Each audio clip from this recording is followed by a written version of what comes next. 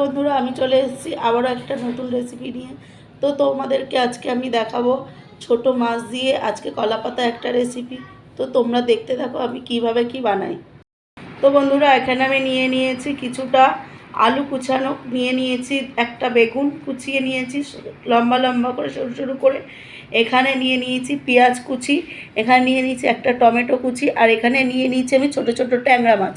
তো এগুলো দিয়ে আমি এখন ভালোভাবে একটা গামলার মধ্যে মাখিয়ে নেব। বন্ধুরা এখানে আমি একটা গামলা নিয়েছি, তার মধ্যে দিয়ে দেবো একে একে আলু কুচানো, আলুগুলো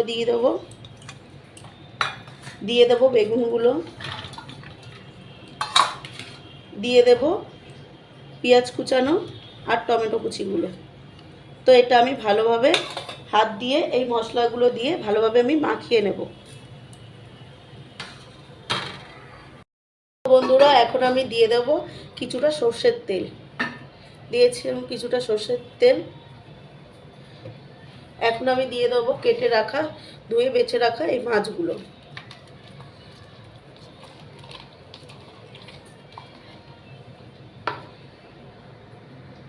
তো বন্ধুরা এটা আমি ভালোভাবে এবার মেখে নেব, যাতে মশলাগুলো ওই মাছের মধ্যে ভালোভাবে ঢুকে যায়। চটকে চটকে মেখে নেব। যত ভালোভাবে মাখবো বন্ধুরা ততটাই টেস্ট হবে।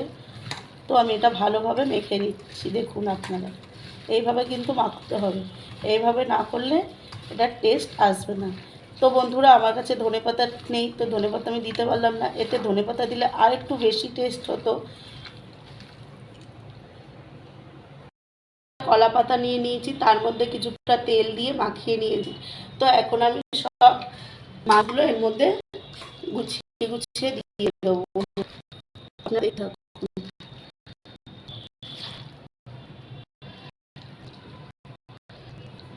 দেখুন সব মাছটা আস্তে আস্তে দিয়ে দেবো।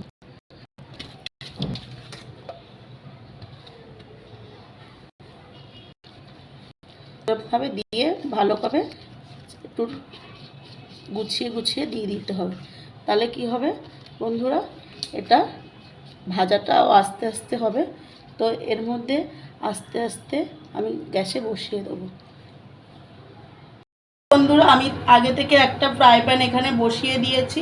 তো ফ্রাই প্যানটা আমার গরম হয়ে গেছে, হালকা গরম হয়ে গেছে। তো এখন আমি আস্তে আস্তে পাতাটা এর মধ্যে দিয়ে দেবো। দেখুন বন্ধুরা আস্তে আস্তে আমি দিয়ে দিয়েছি পাতাটা। তো এটা কিছুক্ষণ আস্তে আস্তে হতে থাকবে। তো আমি কিছুক্ষণ ঢাকা দিয়ে রেখে দেবো। দেখুন বন্ধুরা কত সুন্দর দেখতে লাগছে। আমি কিছুক্ষণ ঢাকা দিয়ে রেখেছিলাম, দেখুন এখানে অনেকটাই পরিমাণ জল ছেড়ে দিয়েছে। তো দেখুন কতটা জল ছেড়ে দিয়েছে, এই জলটা আস্তে আস্তে শুকিয়ে যাবে। আমি একদম কমিয়ে রেখেছি আঁচটাকে, দেখুন বন্ধুরা। তো আমার রেগুলার দিনের রান্নাটা আমি তোমাদের সঙ্গে শেয়ার করি বন্ধুরা। দেখুন বন্ধুরা ফিরে এলাম কিছুক্ষণ পরে। তো দেখুন আমার মাছ ভাজাটা কেমন লাল লাল হয়েছে। তো আমি পাতাটা একটু আপনাদেরকে ঘুরিয়ে দেখাচ্ছি যে কতটা সুন্দর হয়েছে বন্ধুরা। তো এখন আমি একটা অন্য জায়গায় নামিয়ে নেব। তো একটা থালার মধ্যে আমি এখন নামিয়ে নেব। তো নিয়ে নিয়েছি একটা থালা বন্ধুরা। তো দেখুন আমি এইভাবে নামিয়ে নিয়েছি। তো এখন আমি এরকম পরিষ্কার একটা কলা পাতা নিয়ে নিয়েছি। তো কলা পাতাটা এর মধ্যে আমি দিয়ে দেবো, দিয়ে অন্য একটা থালা দিয়ে এটাকে আমি এইভাবে ঢাকা দিয়ে দেব।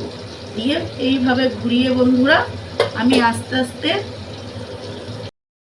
ফ্রাই প্যানটা আমার বসানো আছে। তো এইভাবে আমি আস্তে আস্তে আবারও একইভাবে এই পাতাটা দিয়ে দেবো। দেখুন বন্ধুরা তো এটা একটুখানি সেট হয়ে যাক, আস্তে আস্তে একটু জাল পাবে। তো এটা আস্তে আস্তে বসে গেলে এটা আমি উপরের পাতাটা আস্তে আস্তে তুলে ফেলব।